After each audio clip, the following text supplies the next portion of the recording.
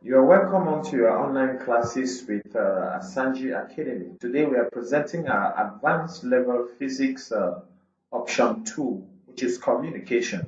And we'll be looking at June 2021.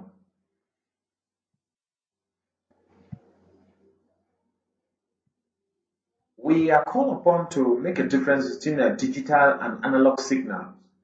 That's question 9a. Differentiate between digital and analog signals. Digital signals have non-continuous electrical signals, while analog signals have continuous electrical signals. 2. Digital signals are transmitted in ones and zeros, whereas analog signals are transmitted in waves. 3. An analog signal is represented by a sine wave, while the digital signals are represented by square form waves. 4. The bandwidth of digital signal is relatively high, while that of analog is low.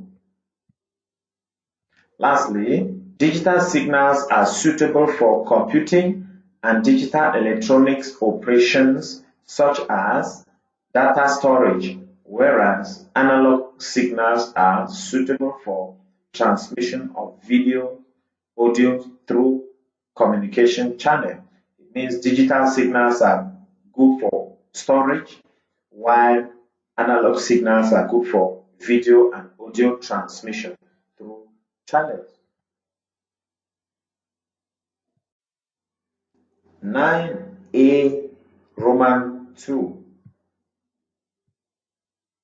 Still, we are to differentiate between encoding and decoding. What is encoding? Encoding is converting information into a form suitable for transmission, while decoding is the extraction of original information from received signals. These definitions and these differences are always coming up, so I'm sure by now we're really used to.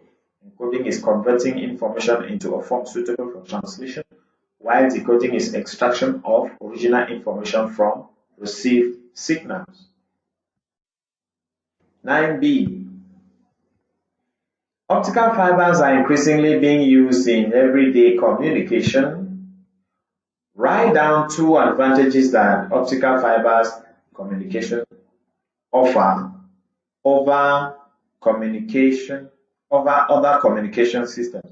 We want to look at the advantages that optical fibers offer over other communication systems. 1. Optical fibers can carry greater quantity of information since they have a higher bandwidth. 2. Optical fibers are lighter, small in diameter, and easier to handle than other communication tools like copper cables. There is little interference to electrical signals within the fiber, making them more secure. So optical fibers are more secure. Their operational speed is faster than tools like letter writing.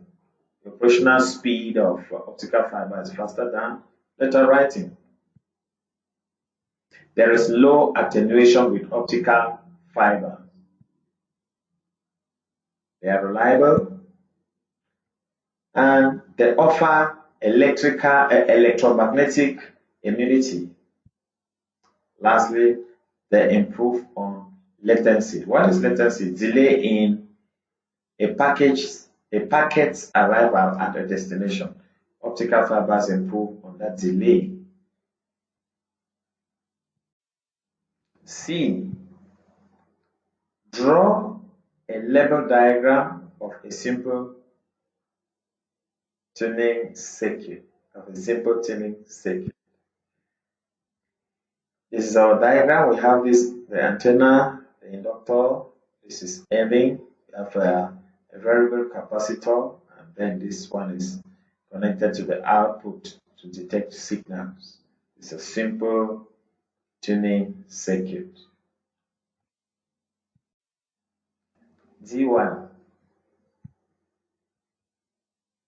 A communication channel is characterized by a bandwidth that determines the volume of information it can transmit in a given time.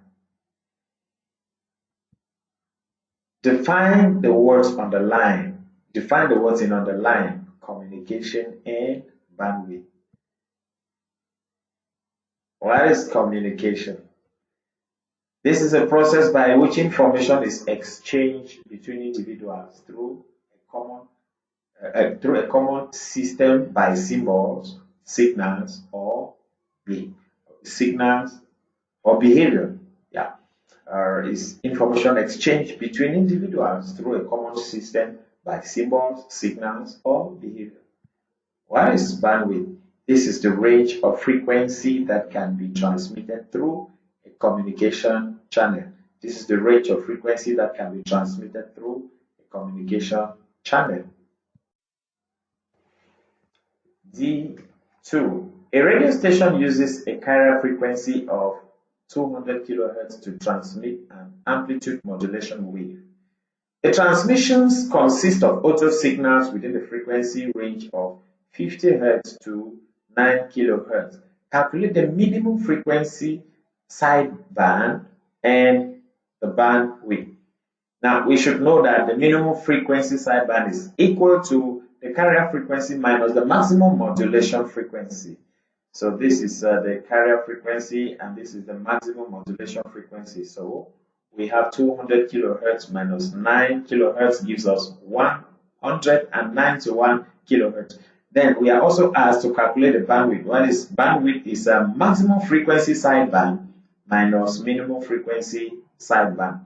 And the maximum frequency sideband is the carrier frequency plus the maximum modulation frequency, while the minimum frequency sideband is the carrier wave minus the maximum modulation frequency.